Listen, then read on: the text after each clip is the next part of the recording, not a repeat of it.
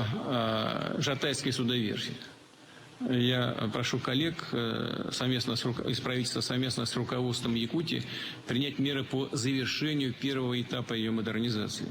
При необходимости рассмотреть возможность передачи федерального пакета акций этого предприятия в собственность региона. Первый этап строительства Жатайской судоверфи превысило более 70%. В настоящее время на объекте работают 150 человек и привлечены 22 единицы техники. Сейчас практически завершены все строительные работы по главному корпусу. Осталось закрыть тепловой контур всего здания. Строительство Жатайской судоверфи во главу угла. На совещании по развитию дальневосточных городов президент страны Владимир Владимирович отметил одним из приоритетных поручений для развития строительства Жатайской судоверфи. Эта верфь предназначена для производства судов, которые будут использоваться на арктических реках региона.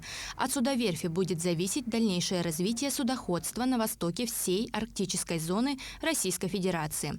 По плану ежегодно будут выпускаться 10 судов в год для перевозок в рамках северного завоза. Это обработка 10 тысяч тонн в год. Задумывалась вообще-то Жатайская судоверфь, этот узел, значит, пока в два этапа. Первый этап – это он весит где-то 5,7 миллиардов рублей. Второй этап – это расширение. Это у нас, значит, покрасочный цех, это у нас достроечная набережная с мастерской, ну и так далее и тому подобное. Второй этап у нас где-то порядка на сегодняшний день 9,5 миллиардов. Ну, на сегодняшний день изношенность флота – это порядка, наверное, 95-100%. Река Лена сейчас приобретает высокую значимость в связи с развитием Северно-морского пути. Соответственно, будет значительное увеличение грузоперевозок.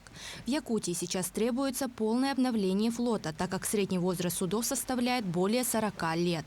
Старые суда будут списываться и заменяться на современные высокотехнологичные суды с профессиональным оборудованием и большой долей компьютеризации, которые будут производить в Жатайской верфи.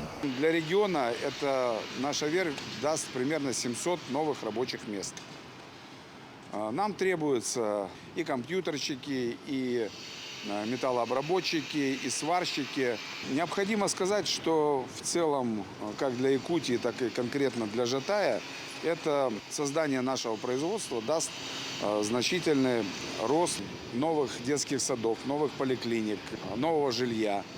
Все это будет присутствовать. Для строительства судоверфи будет привлечен высококвалифицированный персонал, а также высокий уровень автоматизации производства, станки с числовым управлением и цифровая система учета. Добавлю, что в Жатае на данный момент строится 200-квартирный дом специально для сотрудников судоверфи. В планах корабелов строительство новых судов. В 2025 году планируют заложить первое судно Жатайской судоверфи. Даяна Федорова, Семен Семенов, Якутск.